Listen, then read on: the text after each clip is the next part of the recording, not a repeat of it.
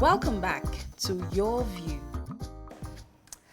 Thanks for staying with us. So yesterday, the lockdown was eased in Lagos State and the Federal Capital Territory. But sadly, Nigerians fear the drastic increase in contracting this disease as people are going about their daily lives like nothing happened. Public policies are complying with not complying actually with social distancing.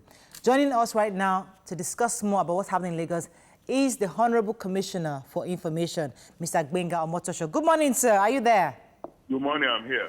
Good to have you on the show. So yesterday, obviously, was the first time we eased the lockdown. And obviously, we saw quite a number of, I think it was more of banks, bus stops, and markets, quite crowded. I know, as the NCDC DG said earlier, it was somewhat expected.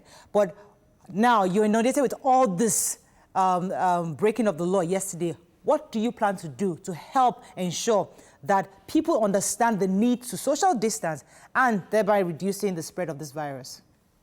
Well, people have suggested so many things. Like you said, I think it's not, it wasn't unexpected. If you keep people indoors for about 5 weeks, you expect them to just bust out and feel that they have an air of freedom.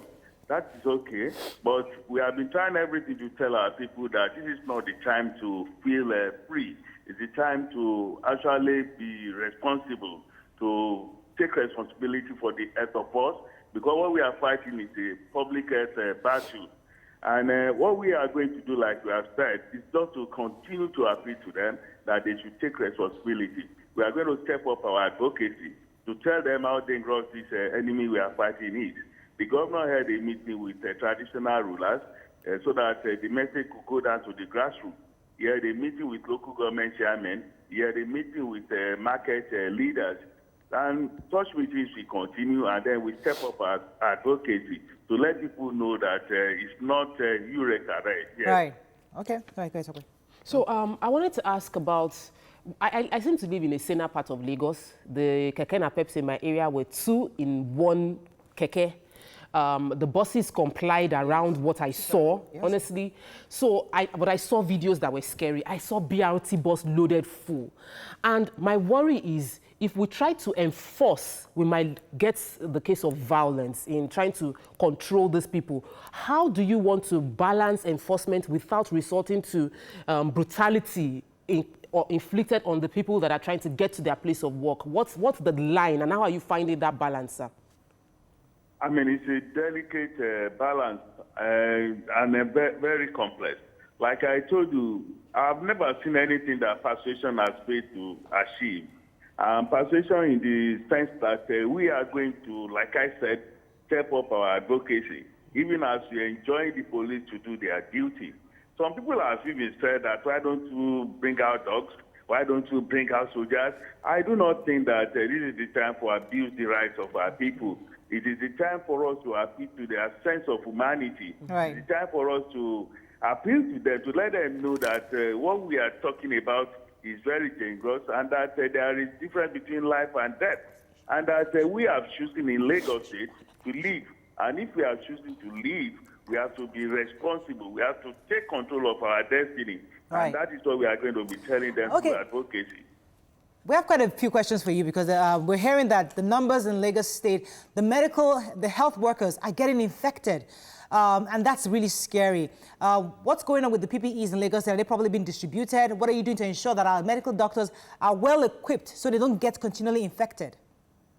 Yeah, as far as I know, and from the records available, PPE is scarce all over the world because everybody is asking for it now. But I assure you in Lagos State, we are not running out at all. We are not running out because we keep on getting supplies. And our medical staff have not had any of them complain that he or she has not been given what he or she is supposed to get to protect himself. Right. Right. I'm going to ask the question I asked the PTF chairman, because a lot of people are calling NCDC and are calling the Lagos State hotlines, and they are not getting answers. And some of them, someone I know died, like he had been calling NCDC last week, and then, or he had been calling the hotline numbers. They picked him up late at midday on Sunday. He died 4 hours later. You know, a lot of people are complaining about, they're calling the hotlines. We've even had a couple of calls on this show and saying, so how are you going to solve this problem? Well, people have said that, but what we have discovered is that most people who have been calling numbers, they call NCDC numbers. And NCDC is not based in Lagos. From NCDC, they have to refer them to Lagos. So it takes a long time. But the lines that we have in Lagos, they are working, they are alive. People are there 24 hours. When you call, they answer you. Since the governor announced that people should be calling Lagos State lines, and we release those lines, which are being scrolled on television all of the time, right. I think such complaints have come down. Okay. People being picked up late, well, I know that everything has a process. If you are going to pick up people, you have to be well kitted. It's not about one person going to pick up just another person as if they are going to a party. They have to dress up properly, and there are a number of protocols that they have to go through before going to pick up anybody. So it could be late at times. And even when you get there, for the process of admission too has its own protocol, which is not like taking out food from McDonald's. Right. No fast food at all. Okay. Okay, sir, two quick questions. One, taking you back to the healthcare workers and the risk to their lives. So I watched a documentary on Greece and how Greece has been able to prevent spread to medical officials generally, not just doctors, nurses, everybody in the hospital. Nobody from the medical sector has contacted, even when they are treating COVID-19 patients. And I know that Nigeria, when we talk about these things, we tend to quickly go to America and UK and say Italy is also struggling with it, but we're not looking for examples of countries that have been able to successfully curb it. So my question to you, sir, is how are you reaching out to countries that are working and successfully mitigating and reducing the spread of COVID-19? And are you trying to adopt those systems as opposed to us doing what we know hasn't worked for developed countries? Well, don't forget Lagos is a city-state. We are not a sovereign country within Nigeria. Everything that we do, we look up to the federal government, so as not to be seen as bypassing protocol. But be that as it may, I assure you that everything that should be done, every contact that has to be made, is being made in this particular case, because we have officials who are members of a world organization, and they are in contact every second, every minute. Most of the things that we are using are not being manufactured in Nigeria. And I have been telling you that we are not running short in a way that we are reaching an emergency stage. And all of this is because we are in contact with people outside the country. So in terms of cure, in terms of vaccine, in terms of equipment, we are on top of it. We are talking to colleagues all over the world for us to know what to do. We have to go on a quick break, sir. I'm going to put you on hold for a quick second. We'll be right back. We're going to continue this conversation. Stay with us. Don't go anywhere. We'll be right back. Thanks for staying with us. So we still have with us the Commissioner for Information, Mr. Gbenga Omotoso. Hello, sir. Hello. So my first question to you is, the governor actually on Sunday made a U-turn on asking civil servants to not to resume work on Monday. What informed that decision? Could you tell us, please?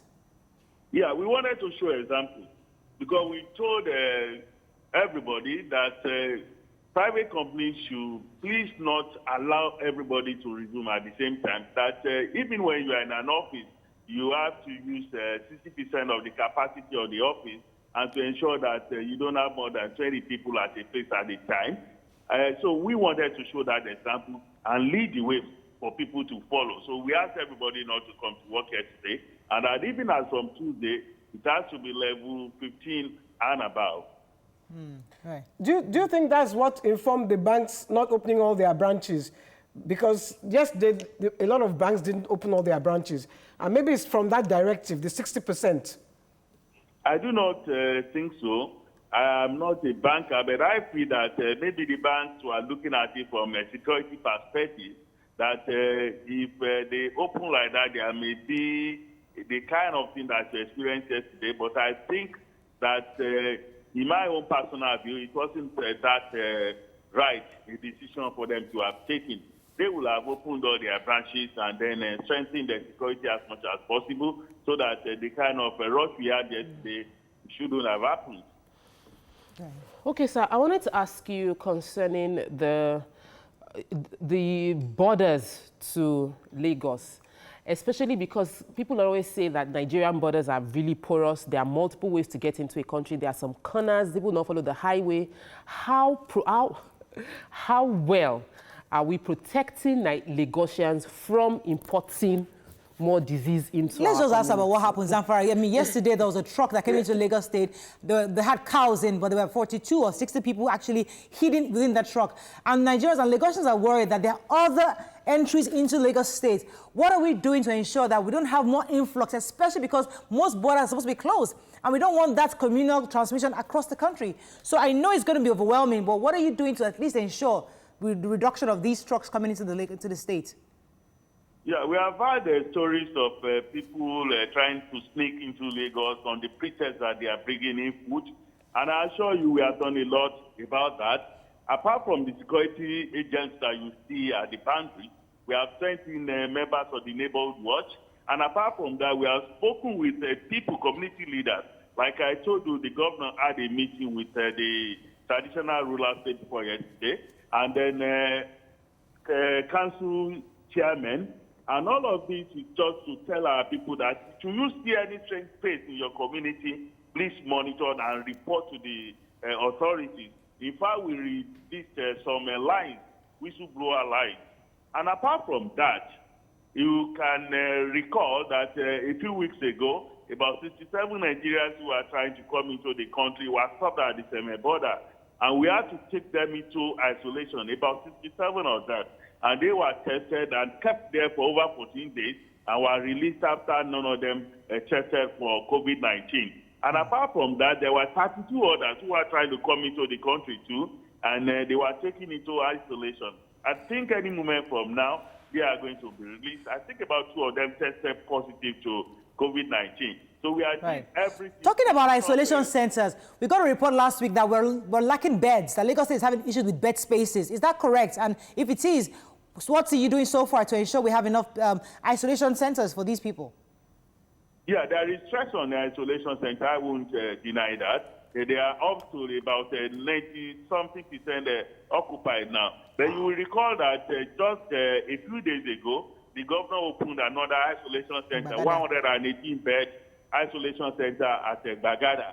And as I speak with you, another one is coming up speedily in Yaba. And as I speak with you, there are so many other properties that have been acquired for isolation centers that should it come to that point that the ones that we have now, that we run out of bed space. When you say acquired, when you say you've acquired a lot of isolation centers, what process do you go into acquiring? Do you just enter somebody's property and acquire it, or, I mean... No, what I mean is that there are hotels, personal, private properties, that 60-bed hotel, 40-bed hotel, 50-bed hotel that we have paid for. I've just told you that about 67 people were released in SMA.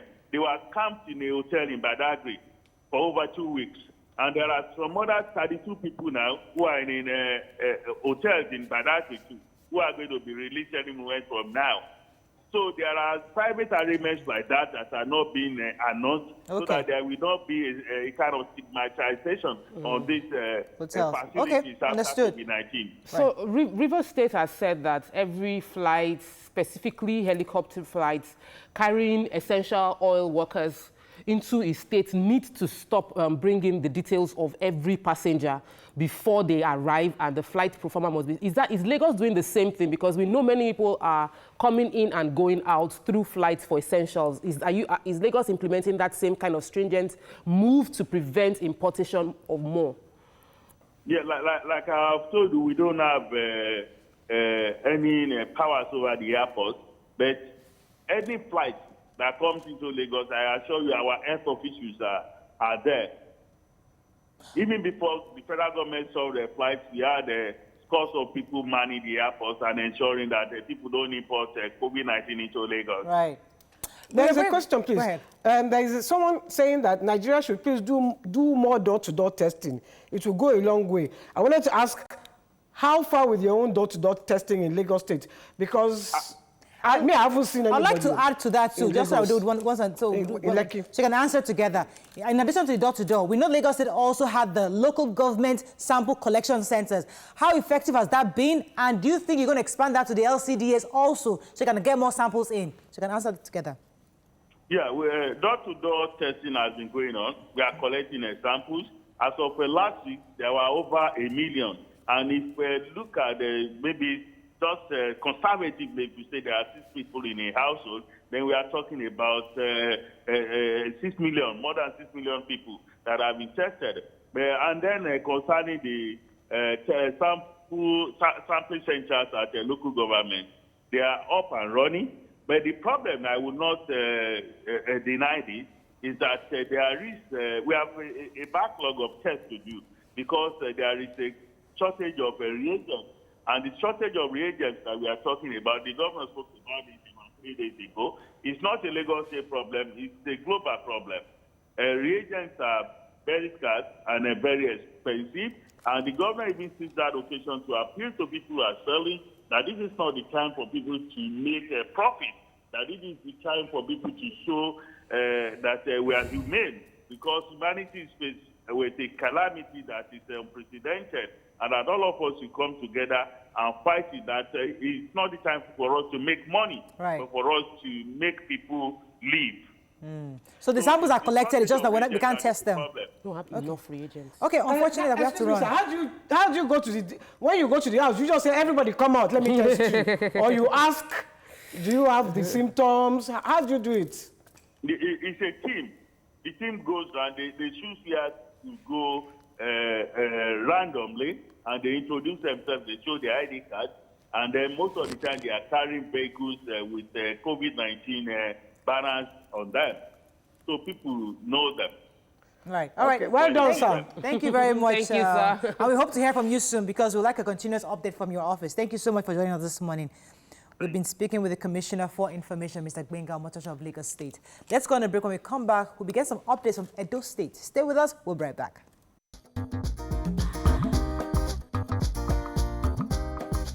Stay tuned. Your View will be right back.